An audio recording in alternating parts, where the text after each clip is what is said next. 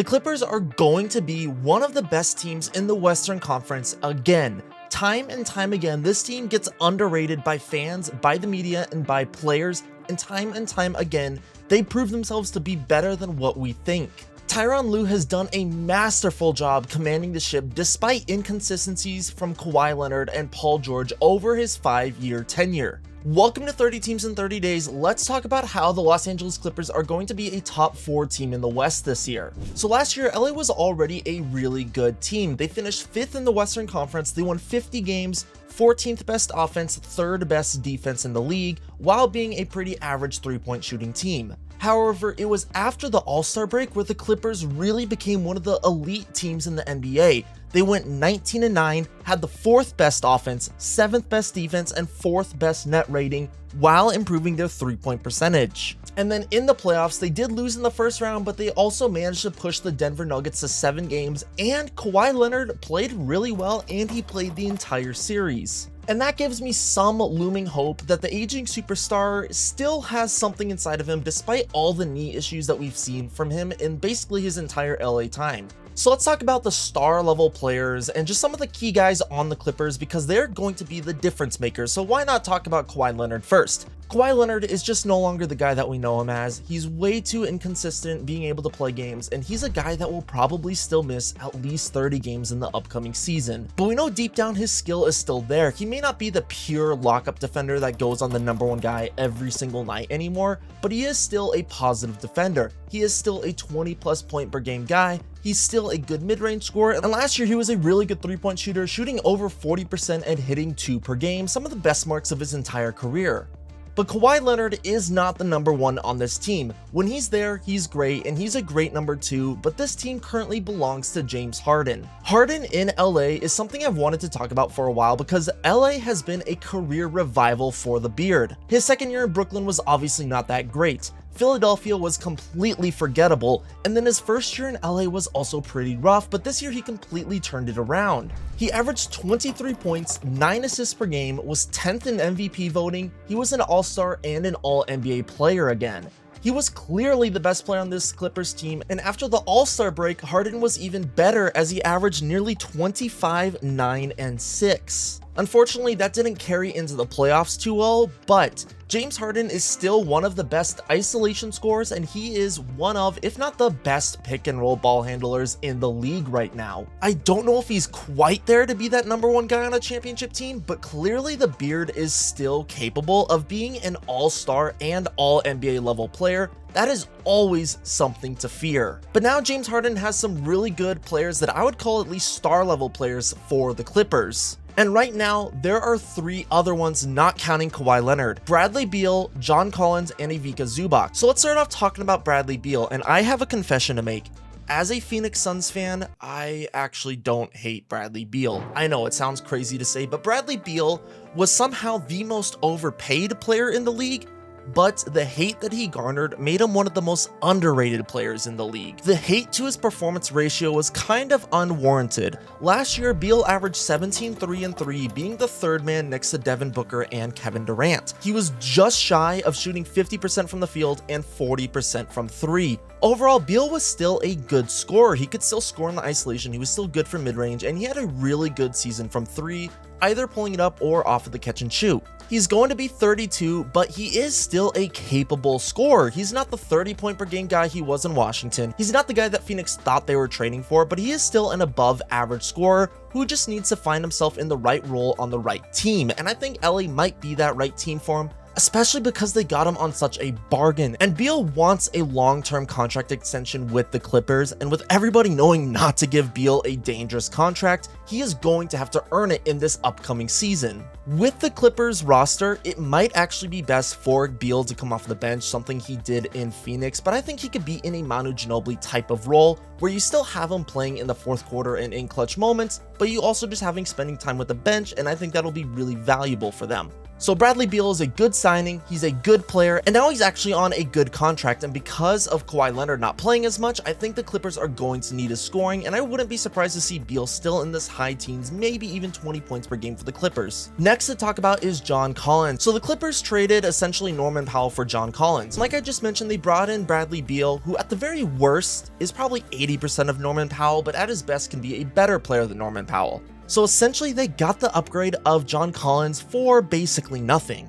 And it's this John Collins signing which might be a huge move for the Clippers. Collins is a great rim runner, he's a solid defender, and now he is a much improved three-point shooter, shooting over 39% from three last season. This was a guy who came into the league essentially with no three game at all, and he was doing it on a pretty decent volume. He did that for both of his years in Utah. So the Clippers basically got two 18-point per game guys this offseason. Collins can do it on the inside and outside, and Bradley Beal can do it in the isolation. I really like this Collins move as he doesn't upset their defense while improving their offense. Collins has been a mid-teen scorer for his entire career, and last year he averaged 19, 8, and 2 with the Utah Jazz. Those stats may have been a little bit inflated because it's the Utah Jazz, but he is still a very capable scorer, and we saw that during his time in Atlanta. So assuming he stays healthy, because he did only play 40 games last year, although it's the Utah Jazz and they were trying to tank, he did only play 40 games last year, so assuming that he stays healthy and isn't a part of the Clippers curse, Collins is going to be really, really good for this team. So the last player to mention is Ivica Zubac. Zubac is coming off of an absolute career year where he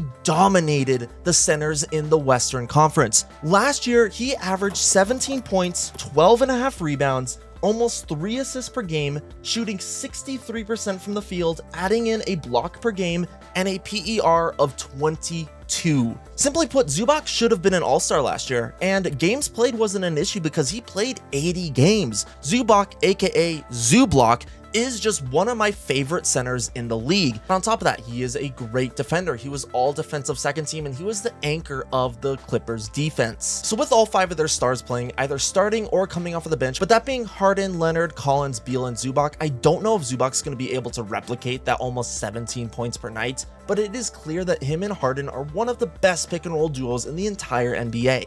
And Zubac is the one that I don't think is being talked about enough. Yes, Bradley Beal and John Collins are huge additions, but the fact that he broke out last year and the fact that James Harden is revitalizing his career is absolutely huge for the Clippers. And the Clippers are not a top-heavy team either. Honestly, they never really have been. Their whole time with Tyronn Lue and Paul George and Harden and Kawhi, they've had some really decent depth, and that's going to continue into this year. So just guys to mention really quick, Derrick Jones Jr., super athletic, great in transition, really good defender. Then you have Chris Dunn, who probably will be starting over Bradley Beal. At least I would be starting him over Bradley Beal. But Chris Dunn is another really good perimeter defender, and that gives you a good counterbalance with James Harden. Dunn is only a 33% shooter, but with hopefully Kawhi Leonard and John Collins, that should space it out a little bit. But then you also have Amir Coffey, who averaged around 10, 11 points per game while shooting above 40% from 3 last year, so you do have that consistent scoring and shooting from him. And then there are a few players that I would call veterans who are on this team, that being Bogdan Bogdanović, Brook Lopez, and Nicholas Batum. Now, Batum is definitely in the twilight of his career. He's always been a good 3-and-D player. I don't really know if he's going to be capable of doing that in this upcoming season. However, I am looking at Batum's stats right now, and they actually do really surprise me. So he averaged only 4 points, 3 rebounds, and 1 assist per game. However, he played 78 games. He averaged 43% from 3 and 43% from the field. Basically, only shot 3s for the Clippers. However, his on-off was also 4.5 points minus on defense, meaning that he was a positive defender. So even though he's going to be 37 next season, and I don't expect him to play that much, Batum's probably going to give some positive minutes. Same thing can be said for Brook Lopez, aka Splash Mountain. Lopez is also going to be 37 years old, and he's taking a smaller role being a backup center on the Clippers. However, Splash Mountain is one of the best three-point shooting big men just ever. Last year, he shot 38% from 3 on 5 attempts per game. He still averaged double-digit in points, and he is still a good defender. On top of that, he is an NBA veteran who stayed healthy. He's played at least 78 games for the last 3 years, which is incredible at a center at that age. He brings in that championship mentality that he got from Milwaukee. You just want guys with rings coming off your bench. These are guys who know how to win. And then the last player, I kind of debated on calling him a veteran versus a rotational player, but it's all really the same at the end of the day. But that being Bogdan Bogdanović. So Bogdanović is only in his, I think, mid-30s, like 32, 33 years old. I honestly expected him to be way older. But last year, Bogdanović played 54 games, 30 of those being for the Clippers, and his stats were not that bad. He averaged about 11.5 points while shooting 43% from 3. Bogdanović is just another decent wing scorer who is going to be able to help out the Clippers and be able to help out in a little bit of shot creation, and really, he just adds to this team's overall depth because the main issue for the Clippers has been their injuries and inconsistency. Kawhi Leonard to me just really doesn't count anymore. Yes, of course he's a positive when he's there, but is he even going to be there? Is he even going to be healthy? Of course, Paul George during this whole time was known for his inconsistency and health issues, and James Harden just now came back after having not the greatest start to his Clipper career.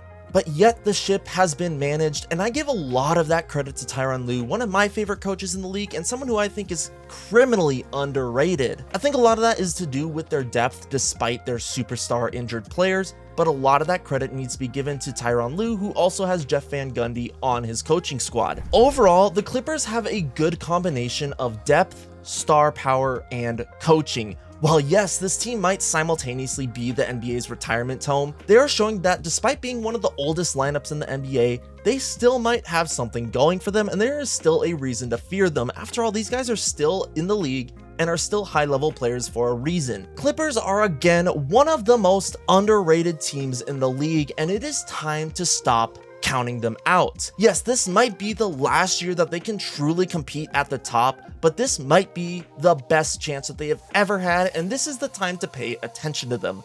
Do not sleep on the Clippers, as I honestly think they are currently the best team in LA. This has been 30 Teams in 30 Days. If you liked the video, you know what to do, and I will catch you all next time.